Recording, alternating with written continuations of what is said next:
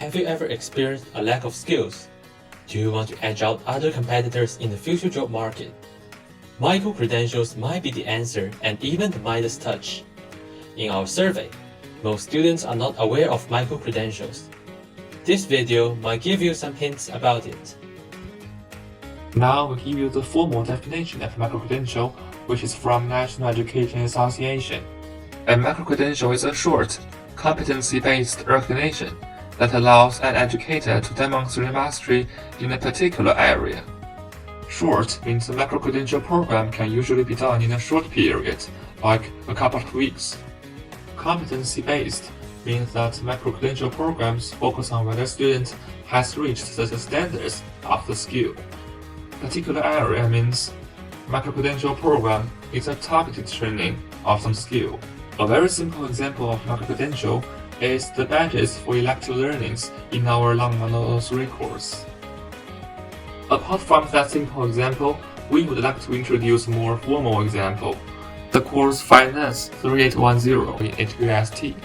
In this course, students are not required to attend any lectures, but to complete a set of e-learning courses on the Bloomberg website to obtain a certificate with a total learning time of around 30 hours.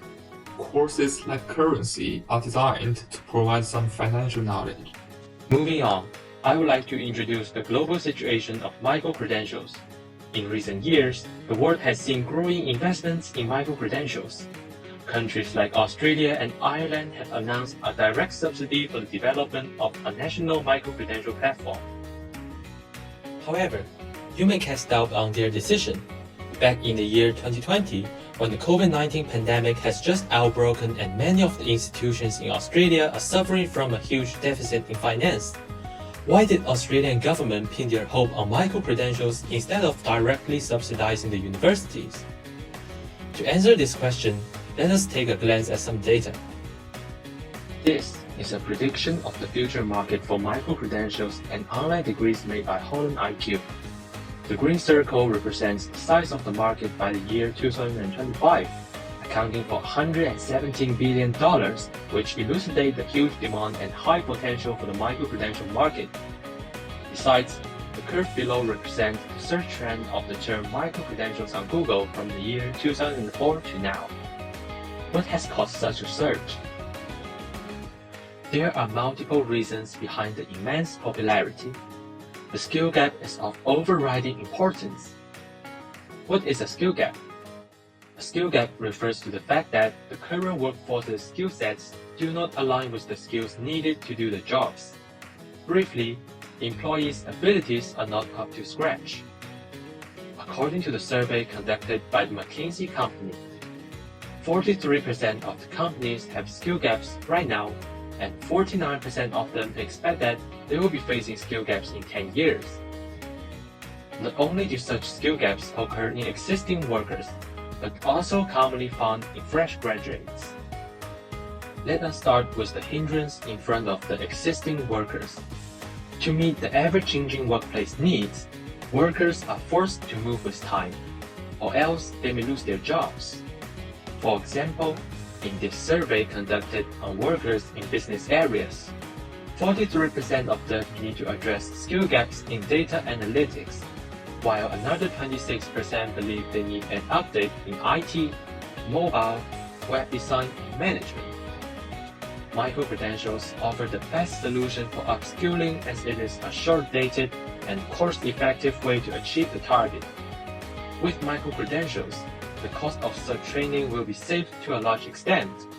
Also, the huge demand for well-educated labor can be met in the near future. For job applicants, micro-credential programs can provide courses related to various kinds of skills. Some of the skills can be picked up in the university, while some cannot. According to our research, there is a general lack of soft skills among college graduates.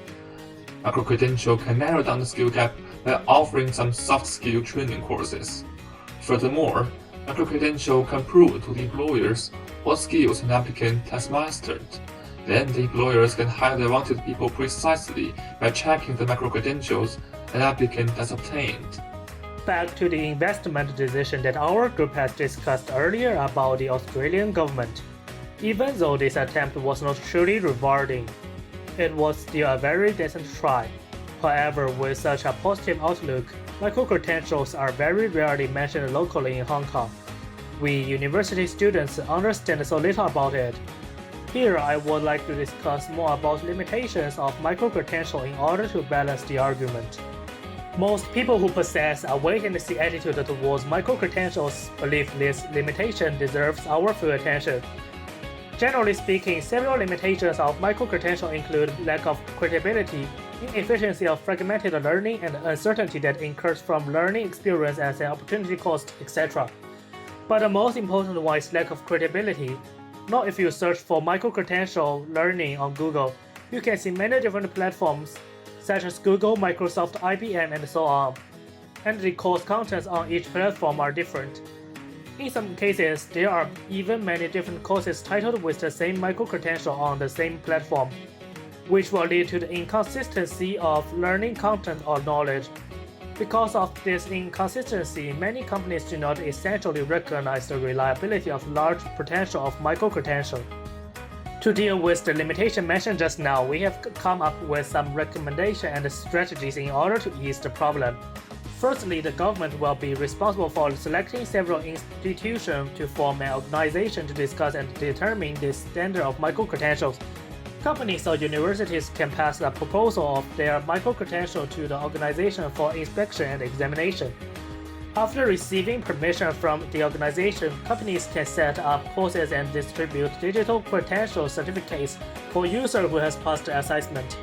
Our recommendation mainly aims to tackle the problem of the inconsistency in standard among the micro-credentials in different countries or regions, with the universities being responsible for setting up a standard.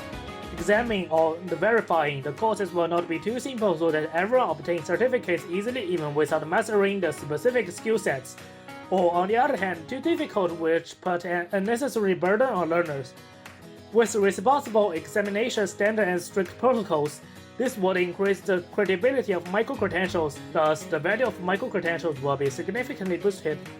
It is very likely that micro-credentials can be used as a criteria in most of companies, if not all, provided that micro-credentials must firstly be trustworthy in the society. HKUST students can also benefit from our recommendation. Based on our recommendation, since the standard of micro-credential programs is determined by universities, universities can offer micro-credentials to their students once they finish some particular courses. Doing so will have two main benefits. Firstly, this section can make university students more competitive when seeking for jobs, because they can graduate with a dozen of micro-credentials without spending extra time. Secondly, this could also encourage university students to design their own personal development track.